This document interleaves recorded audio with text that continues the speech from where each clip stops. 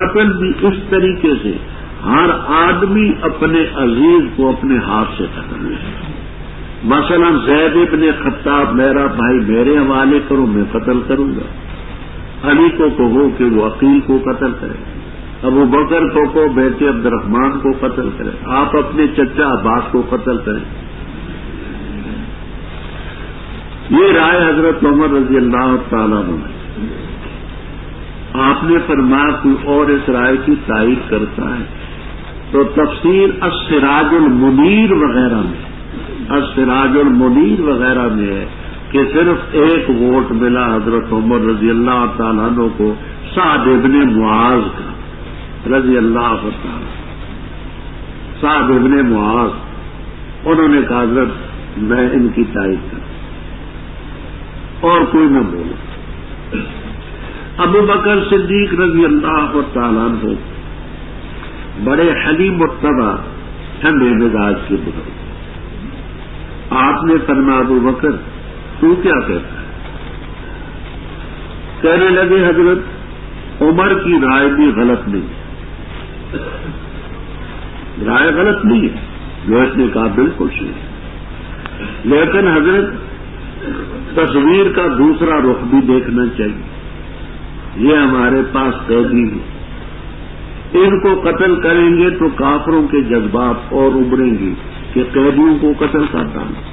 کہتے ہیں میں رحمت للعالمین ہوں اور اللہ نے رحمت للعالمین بنا کر کے بھیجا. تو حضرت اس میں ہماری بدنامی آپ کی بدنامی اسلام کی بدنامی اور کافروں کے جذبات اور ابھریں.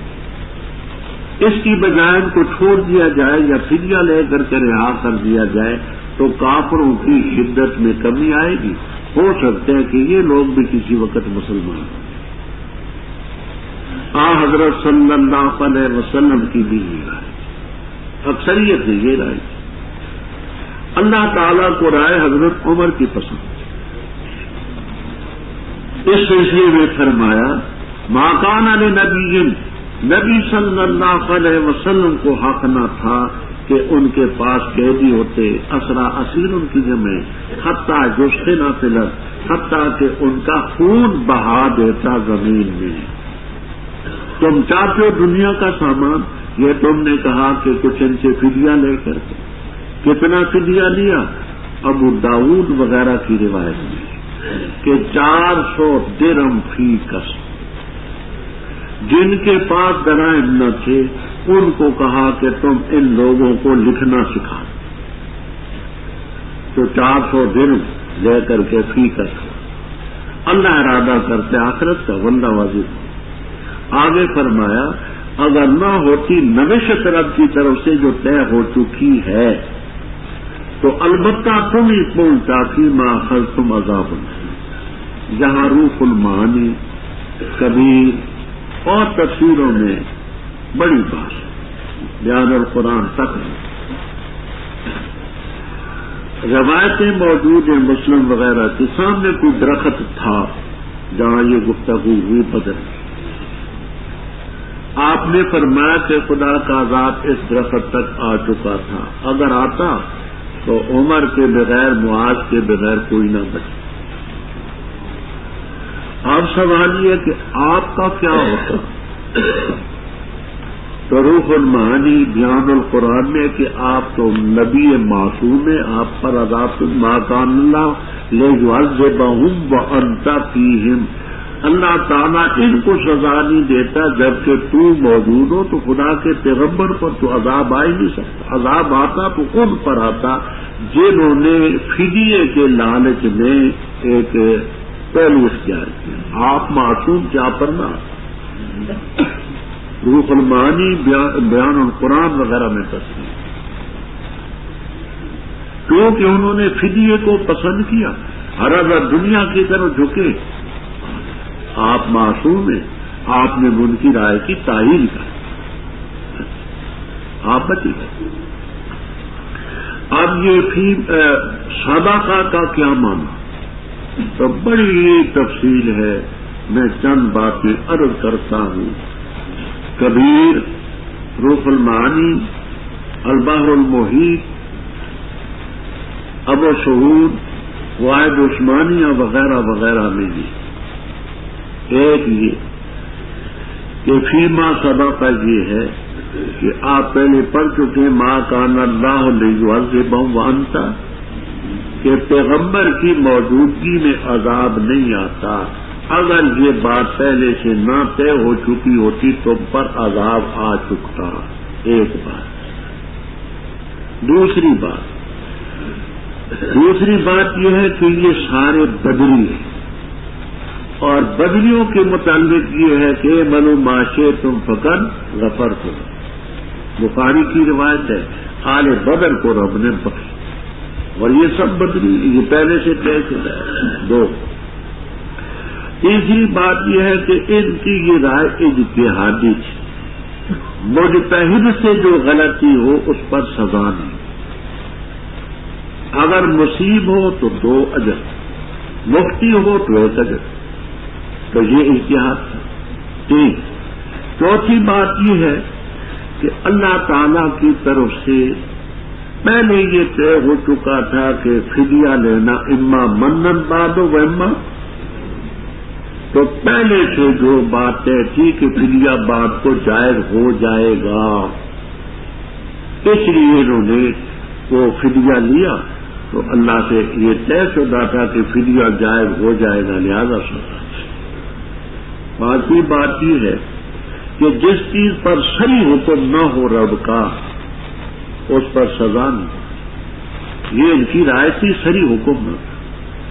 چھٹی بات یہ ہے کہ علم میں کچھ مسلمان ہونے والے بھی تھے رب کے علم میں، تو اللہ کی طرف سے یہ طے شدہ بات تھی کہ ان میں مسلمان ہوں گے، تو عذاب آتا تو یہ مسلمان کب ہوتے.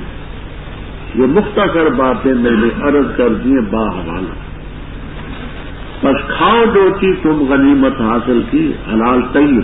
حلال اور طیب کا مفہوم میں عزیزی کی حوالے سے عرض کرتے ہیں واتقوا اللہ غفور. اے نبی صلی اللہ علیہ وسلم کہہ دے ان کو جو تمہارے ہاتھوں میں قیدی، اگر اللہ نے جانا تمہارے دلوں میں خیر کو تو دے گا تمہیں بہتر اس چیز سے جو تم سے لی گئی ہے، اور بخش دے گا تمہیں، اور اللہ تعالیٰ غفور رحیم. اور اگر یہ ارادہ کریں گے تیرے ساتھ خیانت کرنے کا، فقد خان اللہ، بس تاکید سے انہوں نے خیانت کی اللہ سے اس سے پہلے، بس اللہ نے قدرت دی ان پر. اللہ تعالیٰ علیم حکیم ہے. بے شک وہ لوگ جو ایمان لائے اور ہجرت کی اور جہاد کی اموالوں اور جانوں کو لے کر فی سبیل اللہ، اور وہ لوگ وہ جنہوں نے ٹھکانہ دیا اور مدد کی، وہ دوست باز. اور وہ جو ایمان لائے اور نہ ہجرت کی نہیں، اور تمہیں من ولایتہم، ان کی دوستی سے کچھ بھی، حتیٰ یہاجروا، یہاں تک کہ وہ ہجرت کریں. اور اگر مدد طلب کریں تم سے دین کے سلسلے میں، بس تمہارے اوپر مدد لازم ہے. ہاں مگر ایسی قوم کے خلاف کہ تمہارے درمیان اور ان کے درمیان میثاق وعدہ، واللہ بما تعملون بصیر. اور وہ لوگ جو کافر ہیں بعضهم اولیاء بعض، واپس میں ایک دوسرے کے دوست اور وارث. اگر نہ کرو گے تم اس کو، ہوگا فتنہ زمین میں اور فساد کبیر. اور وہ لوگ بھی ایمان لائے اور ہجرت کی اور جہاد کی اللہ کے راستے میں، اور وہ جنہوں نے ٹھکانہ دیا اور مدد کی، وہ لوگ هم المؤمنون حقا، وہ مومن حقی اور پکی بات ہے. لهم مغفرۃ ورزق کریم، عمدہ رزق. اور وہ لوگ جو ایمان لائے اس کے بعد اور ہجرت کی اور جہاد کیا تمہارے ساتھ مل کر، بس وہ بھی تم میں سے، اور قریبی رشتہ دار بعض ان کے زیادہ قریب ہے اللہ کی نوشت اور کتاب. ان اللہ بکل شیء. ابھی آپ نے بدر کے قیدیوں سے فدیے کا ذکر سنا. اب ان بدر کے قیدیوں کو خطاب ہے کہ اے نبی صلی اللہ علیہ وسلم ان سے کہہ جو تمہارے ہاتھوں میں قیدی ہیں 70، ان سے کہہ کہ اگر اللہ تعالیٰ کے علم ہوا کہ تمہارے دل میں خیر ہے، ایمان اسلام لاؤ گے، تو جو تم سے لیا گیا 400 درہم اس سے بہتر تمہیں ملے گا. اور ایسا ہی ان حضرات کو پھر اتنا کچھ ملا مختلف غزوات میں، جہادوں میں، کچھ کہنے کے ساتھ، اور تمہارے گناہ بھی معاف کر دے گا، واللہ غفور۔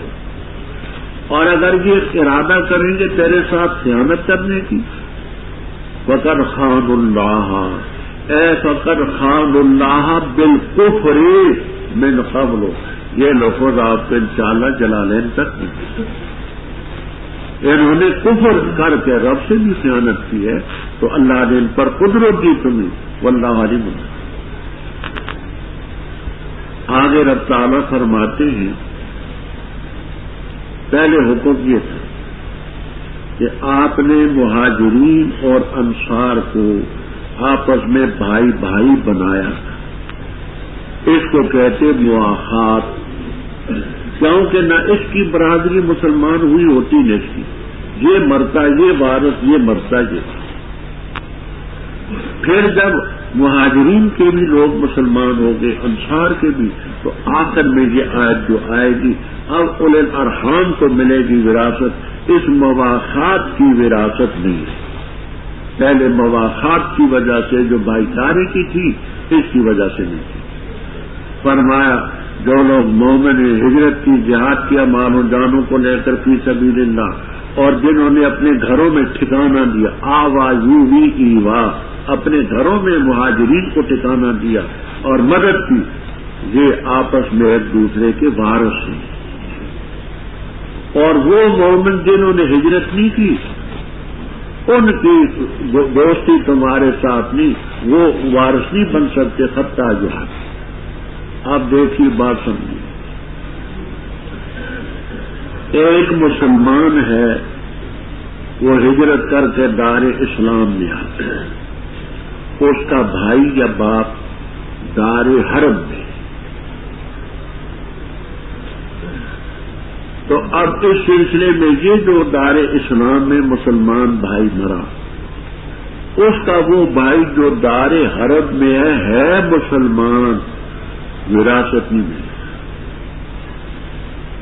دار حرب میں رہنے والے مسلمان کو دار اسلام میں رہنے والے مسلمان کی وراثت نہیں ملی۔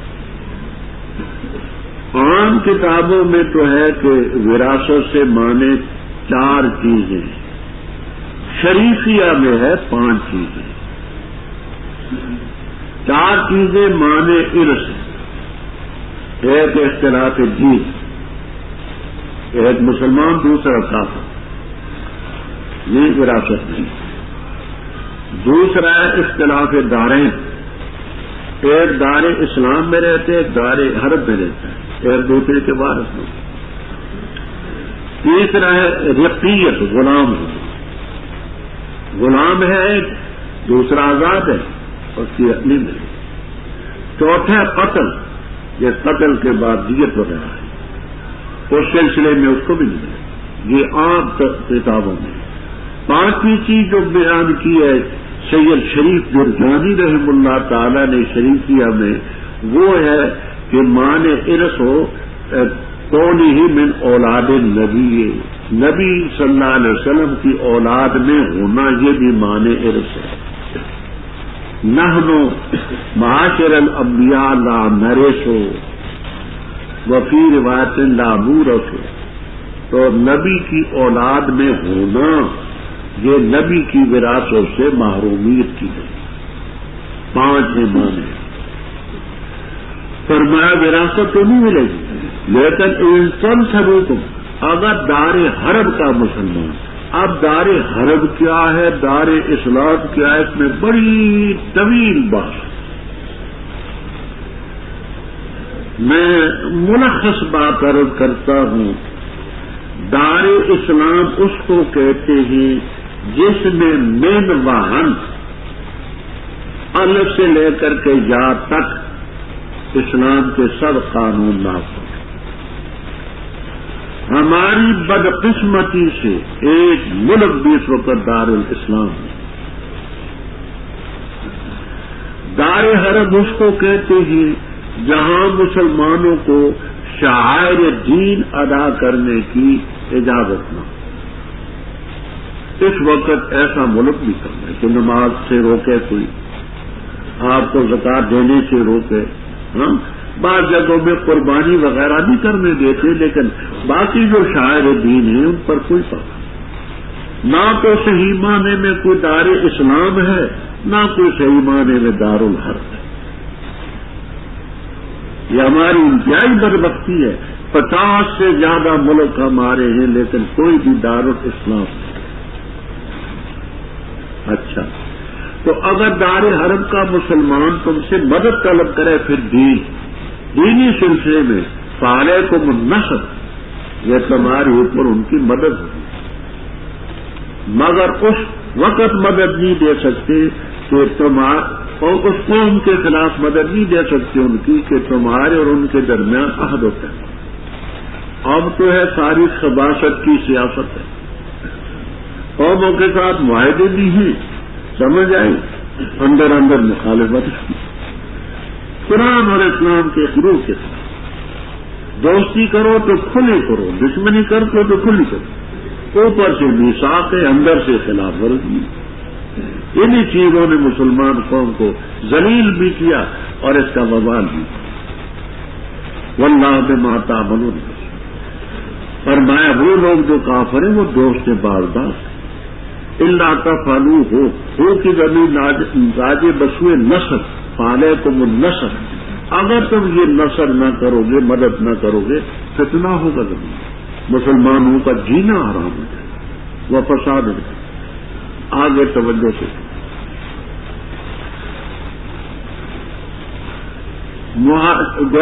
صحابہ کرام رضی اللہ تعالیٰ عنہ کے دو ہی طبقے، ایک مہاجرین کا، دوسرا انصار۔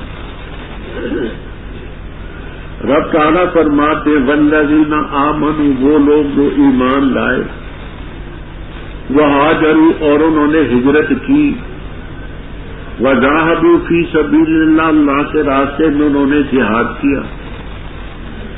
اس حصے میں مہاجرین آئے، والذین آووا، وہ لوگ جنہوں نے گھروں میں ٹھکانہ کیا، ونصروا، مدد کی، اس میں انصار، مہاجرین بھی اور انصار بھی، اولئک ھم المؤمنون حقا، حق کی بات ہے تو یہ مومن ایسے مومن ہیں کہ ان کی مغفرت ہو چکی ہے، ورزق۔ اب دیکھیے یہاں کوئی تبعیض کا لفظ نہیں، اگر یہ ہوتا وَمِنَ الَّذِينَ آمَنُوا وَهَاجَرُوا وَجَاهَدُوا فِي سَبِيلِ اللَّهِ وَمِنَ الَّذِينَ آوَوا وَنَصَرُوا، بات سمجھ آتی ہے میری؟ من تبعیضیہ ہوتا تو پھر اس کا مفہوم یہ ہوتا کہ بعض مہاجرین اور بعض انصار مومن، یا یہ ہوتا کہ وَبَعْضُ الَّذِينَ آمَنُوا وَهَاجَرُوا وَبَعْضُ الَّذِينَ آوَوا وَنَصَرُوا، تو پھر تو کہتے کہ بعض مہاجرین اور بعض انصار تو مومن ہیں، بعض۔ قرآن پاک نے مطلقاً مہاجرین اور مطلقاً انصار کو اولئک ھم المؤمنون حقا۔ اب جو مہاجرین اور انصار کو کافر کہتا ہے وہ پکا کافر ہے، لا شک فی کفرہ ہی، خمینی ہو تو کوئی بھی ہو تو ان کے کفر میں ایک رتی برابر تھا۔ لہم مغفرۃ ورزق، جو لوگ ایمان لائے اس کے بعد، کیونکہ اس وقت تک کے مسلمانوں کا تو حکم ہو چکا، اب جو بات کو لائیں گے وہ، اور بات کو ہجرت کی اور جہاد کیا تمہارے ساتھ مل کر، وہ لائے کا من کو، وہ بھی تم میں سے، ان میں حضرت ابو سفیان، حضرت امیر معاویہ، حارث بن ہشام، صفوان ابن امیہ رضی اللہ تعالیٰ عنہ، سب آگے یہ آمنو من بعدوں کا مصداق ہے، سب مومن ہیں۔ اب آخری حکم، پہلے تو مواخات کی وجہ سے وراثت ملتی تھی، اب حکم ہے وہ اولو الارحام میں جو قریبی رشتے دار ہیں، یہ بعض کے اولا ہیں بعض کے اللہ تعالیٰ کی کتاب میں وراثت میں۔ اب مواخات والی وراثت ختم، یہ اولو الارحام، پہلے ذوی الفروض ہیں، پھر عصبات ہیں، ذوی الارحام ہیں، وہ اعلی حسب المراتب وہ ان اللہ بكل شيء بیداری کا اعلان اللہ اور اس کے رسول کی طرف سے ان لوگوں کی طرف جن کے ساتھ انہوں نے معاہدہ کیا مشرکین سے، بس ان کو وہ سیخو پلا دے پھر وہ زمین میں 4 مہینے، اور جان لو کہ بے شک تم عاجز نہیں کر سکتے اللہ تعالیٰ کو، اور بے شک اللہ تعالیٰ رسوا کرنے والے کافروں کو۔ اور اعلان ہے اللہ کی طرف سے، اس کے رسول کی طرف سے لوگوں کی طرف حج اکبر کے دن کہ بے شک اللہ تعالیٰ بیدار ہے مشرکین سے اور اس کا رسول بھی، بس اگر تم توبہ کرو تو یہ تمہارے لیے بہتر ہے، اور اگر تم اعراض کرو تو جان لو تم کہ بے شک تم نہیں عاجز کر سکتے اللہ تعالیٰ کو، اور خوشخبری سنا دے ان کو جنہوں نے کفر کیا عذاب علیم۔ مگر وہ لوگ جن کے ساتھ تم نے معاہدہ کیا مشرکین سے، پھر انہوں نے لم ینقصوکم کوئی کمی نہ کی کسی چیز میں، اور نہ مدد کی تمہارے خلاف کسی چیز، بس مکمل کرو ان کی طرف ان کے وعدے کو، ان کی مدد۔ بے شک اللہ تعالیٰ پسند کرتے متقین کو۔ پیغام صلاح پس جب گزر جائیں شاہ اشہر الحرم عزت والے مہینے، بس قتل کرو مشرکوں کو جہاں تم ان کو پاؤ، اور پکڑو ان کو اور ان کو قید کرو، اور بیٹھو ان کے لیے کلہ مرصد ہر گھاٹ میں، ہر مورچے میں، بس اگر وہ توبہ کریں، نماز قائم کریں، دیں زکات، تو فلو سبیلا چھوڑ دو ان کا راہ، بے شک اللہ غفور ہے۔ اور اگر تو مشرکین میں سے تو اسے پناہ لے، بس اس کو پناہ دے سکتا کہ اللہ کا کلام سنے، پھر پہنچا اس کو مامن اس کے امن کی جگہ، یہ اس لیے کہ وہ قوم لا یعلمون۔ یہاں تو اب سے بہت ساری، میں تطویل میں نہیں پڑھنا چاہتا، مختصر کی عرض ہے۔ پہلی بات، قرآن کریم کی تقریباً 114 سورتیں، اس سورت کے علاوہ بقیہ تمام سورتوں میں بسم اللہ ہے اس میں۔